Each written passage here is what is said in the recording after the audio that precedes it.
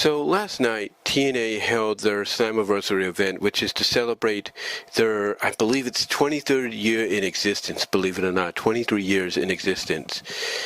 And basically they held their event this year from the UBS Arena in Long Island, New York. An arena, if it sounds familiar to you, is an arena that AEW has held several events in before, including the World's End pay-per-view that didn't really sell out. Basically, some people like JD from NY206, in their own way, basically said, that TNA, I guess you could say kicked AEW's butt when it came to selling out the UBS Arena for a pay-per-view. Now, with that said, was the event decent? From what I understand, yes, it was.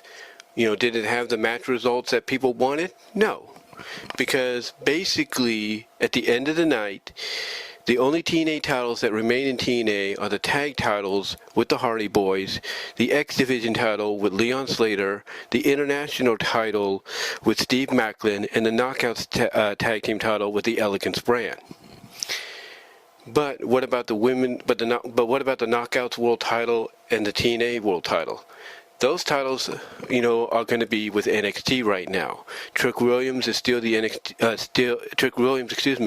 TNA champion, and JCJ is now the first ever WWE superstar, NXT superstar, to be a double champion during this partnership, as she is not only the NXT Women's Champion, but she's also the TNA Knockouts Champion now.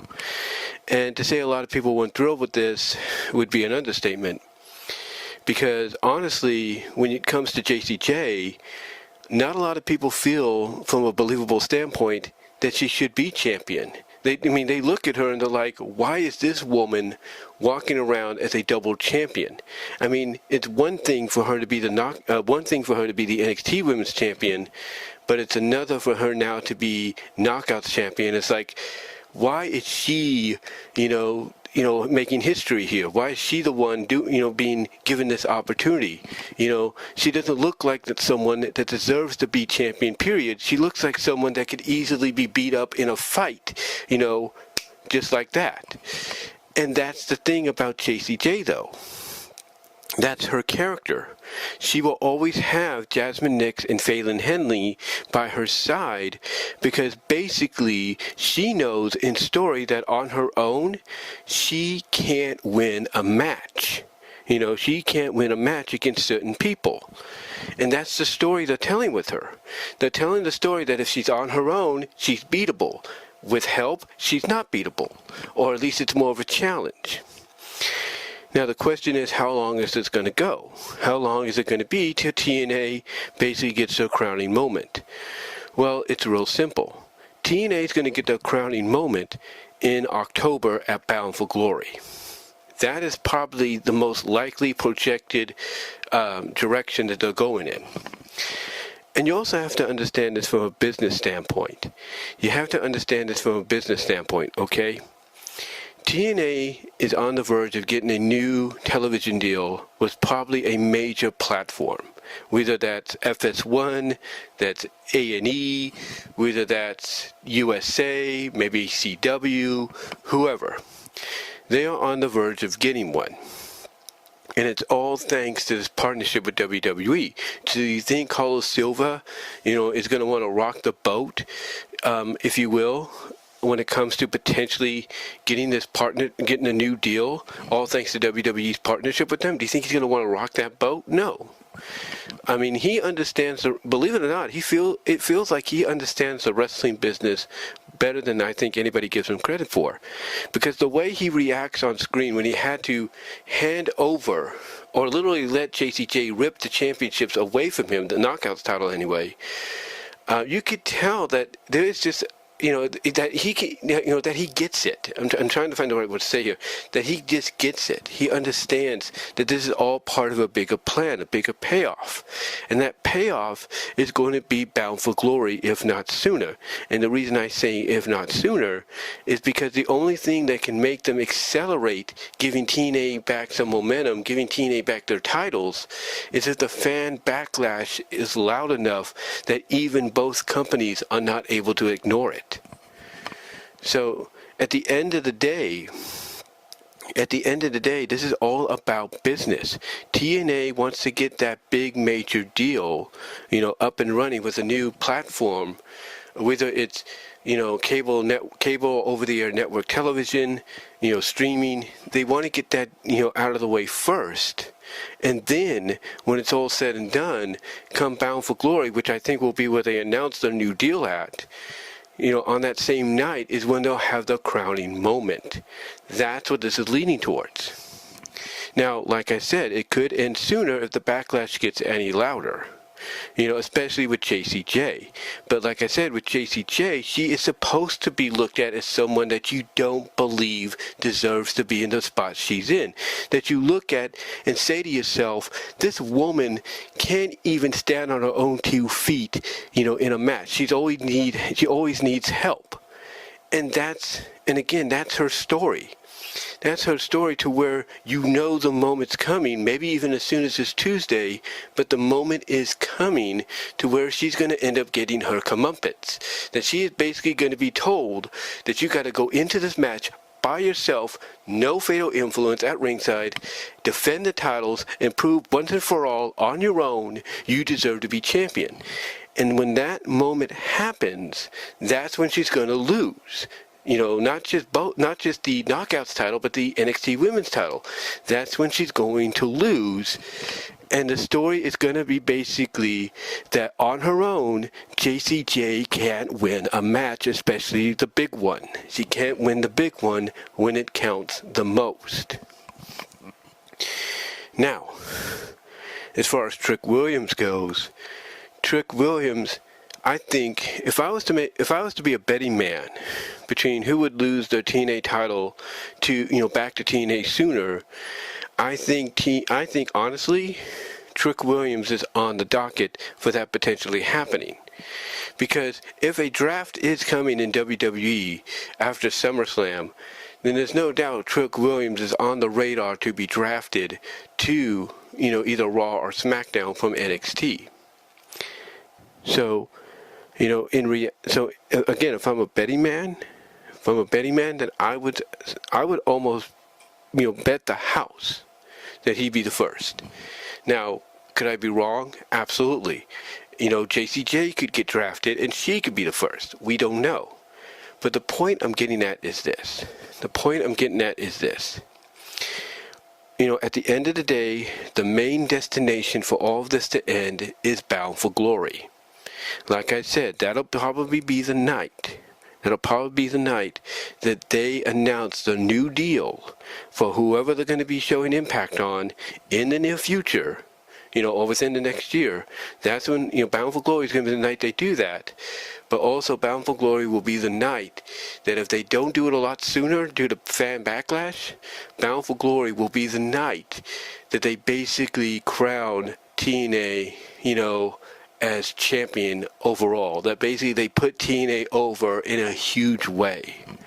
And thus, the NXT stars that have the belts will lose them, and you will never have to worry about an NXT star winning the championship again, because at the end of the day, this is to give TNA exposure. And if you have them on their WrestleMania, which is Bound for Glory, just like All In is WrestleMania for AEW, just like Starrcade was WrestleMania for WCW, just like I'm sure GCW has, the Bloodsport or Spring Breakout, which is their WrestleMania, or whatever the WrestleMania is. I think it's the Versus the World deal. I think that might be it. Just like they have theirs. These kind of events, these WrestleMania events for these companies, basically either will end, in a way that, shows, either a certain superstar or in this case company being triumphant, or they just use it, unfortunately, to tell the next chapter in a story. But this is a case where Bound for Glory, if you look at it, will be the event that shows TNA being triumphant. Because again, this new deal with whoever they're going to be working with or having the show showcased on, this new deal, not only is it going to allow them on a big platform like Bound for Glory to show how good their talent is, especially people that may not know about them, but basically it's going to get people's eyes on their product at the beginning of the year when it comes to Impact either on A&E or Impact on FS1, which would be the first time they've been on FS1 in what, 22 years or 21 years, if you will. Like I said, it'd be the first time they've been on FS1 in like 22, 21 years, if that happens. Or actually, they got on FS1 in 2003, right? So yeah, actually 23 years, 23 to 22 years. But anyway, it'd be the first time they've been on that network if that's the one they go to. But the point is, a lot of eyes will be on the product. A lot of eyes will be, on the product. And, basically with this partnership and like I said, with Bound for Glory, a lot of people will tune into Bound for Glory to see TNA have their moment, and then those eyes, especially the newer ones, will focus to January to see the first impacts on one of those networks. That's what the end goal is. That way, in the process, you have a lot, you get the stars of TNA, noticed by these eyes, these WWE eyes, these new wrestling eyes, these overall wrestling fan eyes. You get them noticed to the point that they will tune in, like I said, to that first week, if not first month of Impact on wherever it's going to be in January to see basically these stars in action, to see this organization that people have talked about for 20 plus years show why it has survived for so long, why it's survived and now is thriving for so long. That's what this is about at the end of the day. Whether we like it or not, we have to remember this is all part of a deal that, come Bound for Glory, the deal will be announced, guaranteed, as to where they're going to be heading in the next year, at the beginning of 2026 more than likely, with Impact. And at the same time, on that same night, if they don't do anything sooner due to fan backlash, on that same night, TNA will be rising triumphant. So that way, not only will people see, how, big and how important and how featured, these men and women are that they're seeing, but they'll want to tune in and see more about whoever beats Trick Williams to become TNA World Champion, whoever beats JCJ. Is she still champion by then? Probably is. They'll want to see more about that person, about that woman, and so on. I mean, you already have a match lined up and ready to go for Bound for Glory, last time ever between Team 3D / the Dudley Boys and the Hardy Boys, and that's probably going to be more than likely for the TNA Tag Team titles. So you kind of see and understand exactly why certain things happen the way they do, whether we like them or we don't. I get wrestling fans, pure wrestling fans, if they had the book, they'd be like, no, JCJ, when you get in the ring with Marsha's going to squash you in 5 seconds, game over. I know that's how people would look, how pure wrestling fans would book it. Some wrestling fans would be like, okay, Trick Williams, Joe Henry's going to hit Mike Santana with the standing ovation, and then just when you look like you're going to get the advantage or take advantage, he's going to turn around, hit you with one, and he's going to pin both of you. Or he's going to hit you with the standing ovation, Mike Santana's going to come up, throw him out, and pin you, become champion. That's how pure wrestling fans would book it if they had, the book, if they had the final say, because they don't understand the ins and the outs of what's going on, whether you like it or you don't. Whether you like it or you don't. I mean, JD from NY 206, even though he feels that TNA kicked AEW's ass when it comes to comes to selling out the UBS arena, in attendance for a pay-per-view, even he wasn't thrilled with some of the results. He wasn't. But at the end of the day, even though he wasn't thrilled, he understands the business aspect of it. He understands that at the end of the day, it's a business, and that the main objective, is Bound for Glory, more than likely, where a lot of things are going to happen. The new television deal, media rights deal, is going to be announced.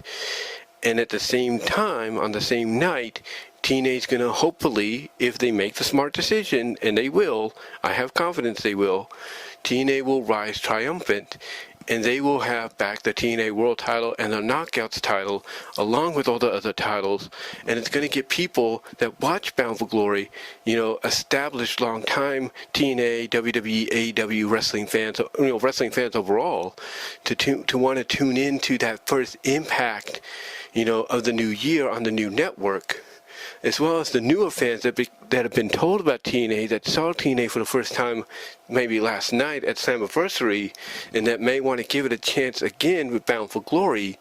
They're going to want to see, that first month of TNA Impact on whatever platform they're on.